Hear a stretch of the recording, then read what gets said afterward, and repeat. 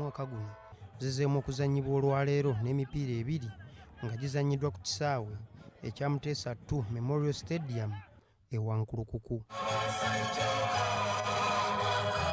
Omupiira ogusooseewo gubadde wakati w'abazzukulu ba Kalibbala abeddira Enseenene nga battunka ne bazzukulu ba Muteesa Asira abeddira Engo. Omupiira guno gugenze okukomekkerezebwa nga guwedde Maliri Ggoolo 1-1.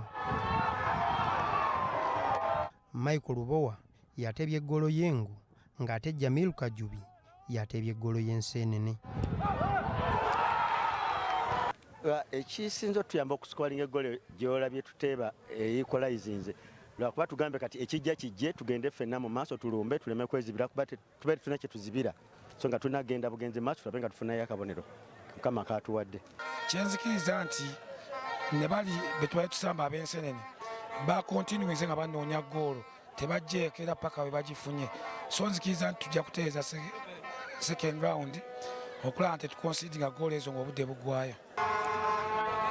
Omupiira ogwokubiri gubadde wakati wa ttiimu ey'abazzukulu ba Kisolo abeddira Engonge nga battunka ne bazzukulu ba Walusimbi abeddira Effumbe.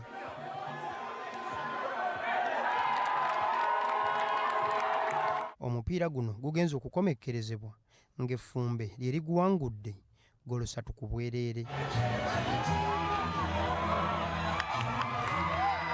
Ggoolo z'Effumbe ziteebeddwa Enoka Walusimbi, Annual Ntege ne Muhammad Ssennoga. Obuwanguzi buno butukoze bulungi okuba tusobodde ogenda ku points 4 okuba nti tuli wala nnyo ate nga tufunye goals nnyingi, so nsuubira we njogerera tuli mu kyakubiri mu kibinja.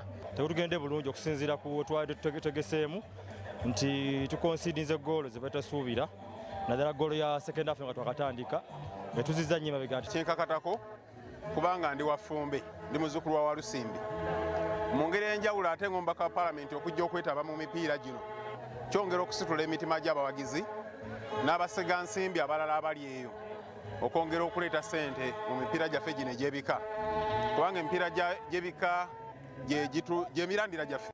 Empaka zino kati zigenda kuddamu okuzannyibwa ku ntandikwa ya Sabbiiti ejja n'emipiira egy'okuddiŋŋana egy'omutendera ogw'ebibinja.